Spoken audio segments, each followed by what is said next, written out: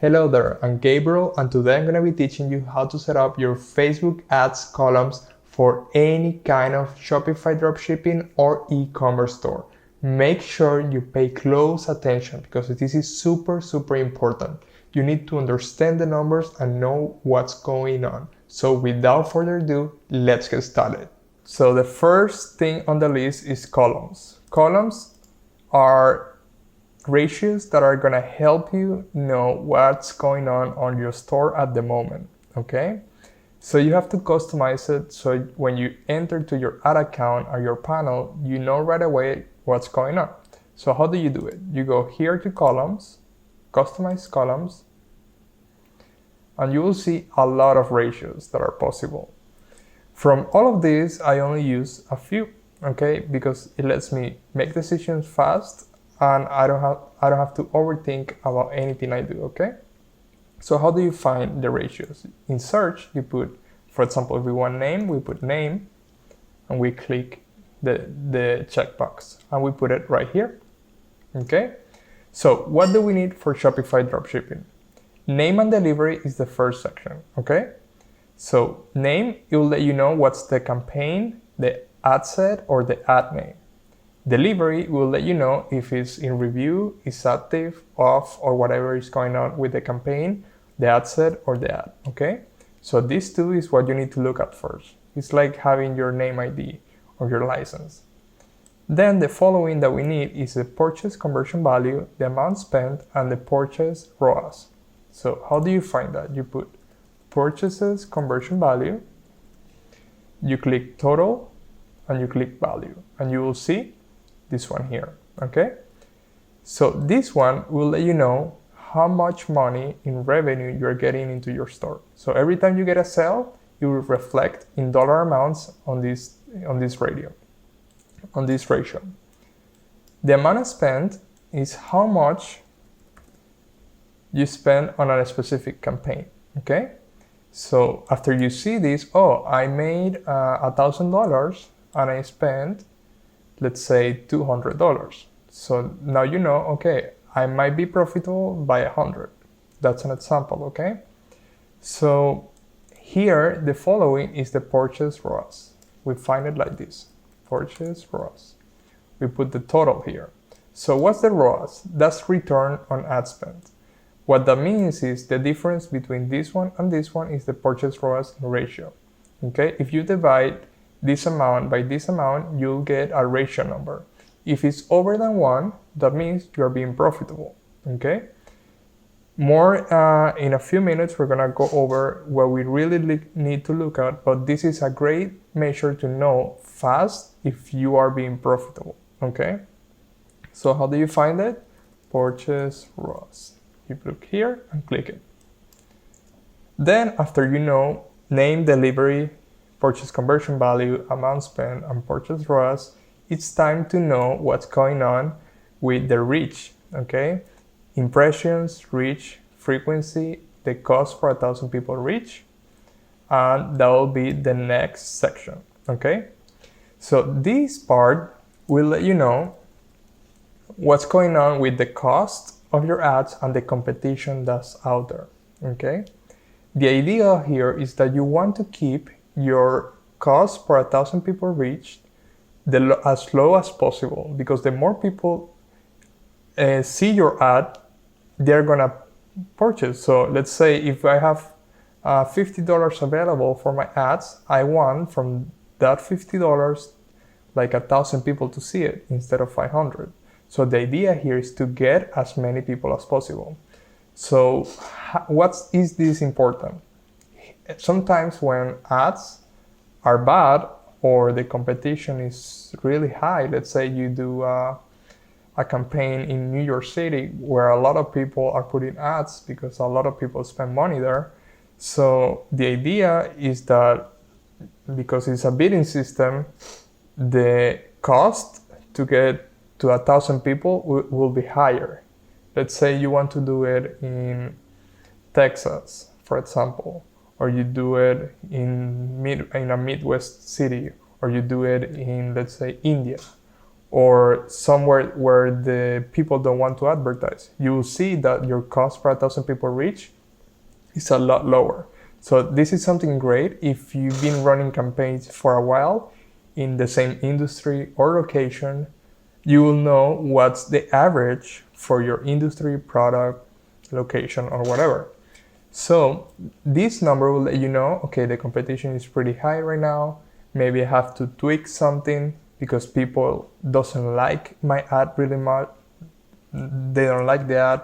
So maybe Facebook is restricting my ads and it's putting my price, it's putting a higher price for me to advertise. So that happens. So this section is super important. So impressions is how many, let's say reach is, let's say you have 10 people in a room. So you have a reach of 10 people. 10 people saw your ad, but you might have an impression of 20. That means that each one of them saw the ad twice, okay?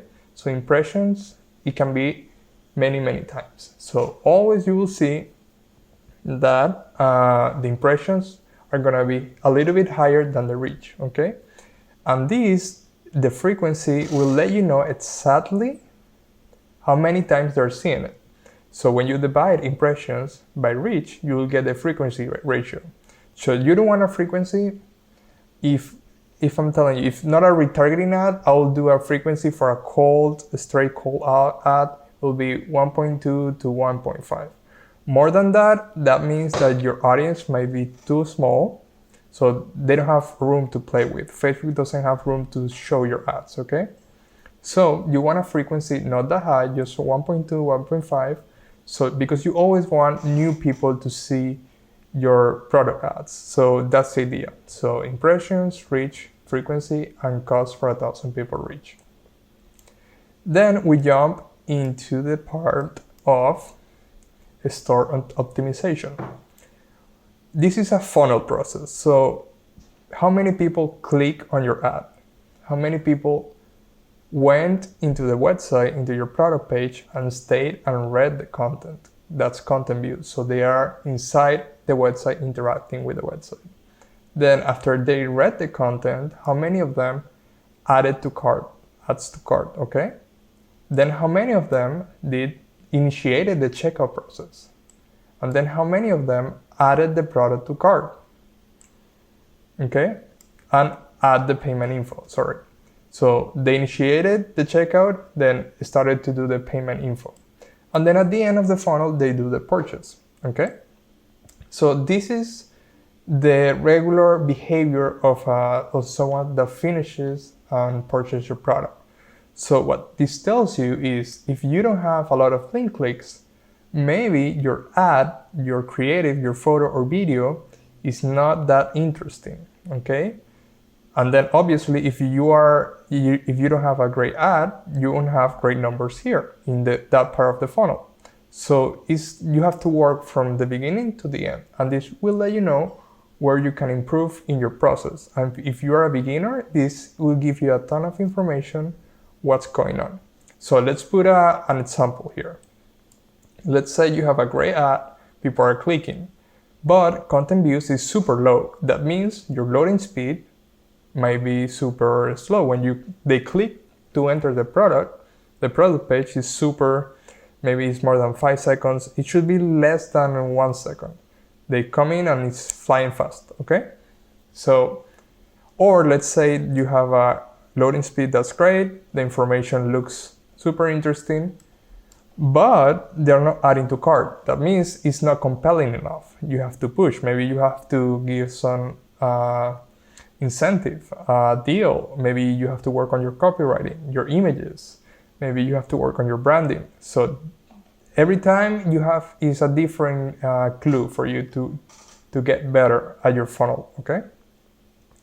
Then we have add to carts. Let's say that they are into the product, they add to cart, but they stop there. They just, maybe it's not for me. So that means maybe you have to add some urgency. Maybe you have to tell them that this is a limited time deal, it's gonna be for only 7 days, or this is a limited time product, or I'm doing free shipping for only 5 days. You have to hurry the process so they can do the checkout initiated, okay? If you see a lot of people are initiating checkout, but they are not finishing, for example, maybe you're asking too many questions. Maybe they don't feel confident on giving you their credentials or name or address. Maybe you have to work on the design of the store to look more credible, or maybe you have to simplify your checkout process.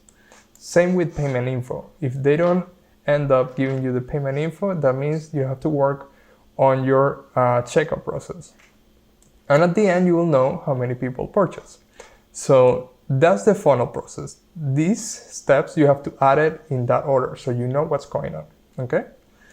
Then, finally, we have the ad creative process. We have video plays at 95%, which is relevant, you will see in a while. While I look at this number, then post reactions, post comments, and post shares. So there are many ratios like relevance and all of that. So the score, I think it's called relevance score. But there are ratios that tell you if your ad is good or not. But what I like to see, it doesn't matter if the comments are good or bad, but at least I'm getting comments. That means that Facebook likes the ad and is pushing the ad more and more. So you want to have these numbers to be pretty high. And post reaction, post comments, post shares. So you want a lot of information, okay? So these 4 are the last 4 that I see to see how my ads are behaving, okay? So after you have all of this, you save the preset, and I put it as a conversions because obviously we're doing conversions for Shopify Dropshipping. So we save it as a preset, we put the name, and then we apply. After you click apply, you will see it here as a preset. Sometimes when you get into your ad account, it won't be there. Maybe it'll be a performance, but then you can go down and click conversions, for example. And then you will see all the ratios that are relevant to you, and for this case, Shopify Dropshipping, okay? And you can move, put the size how you want it. So it's great. This is, as I told you, is the best way to look at your numbers, and then you can make decisions, okay? So that's everything you need to know regarding columns just to get started. Thank you so much for watching. I just realized that there is only one metric missing from all of these lists, and it's cost per unique click.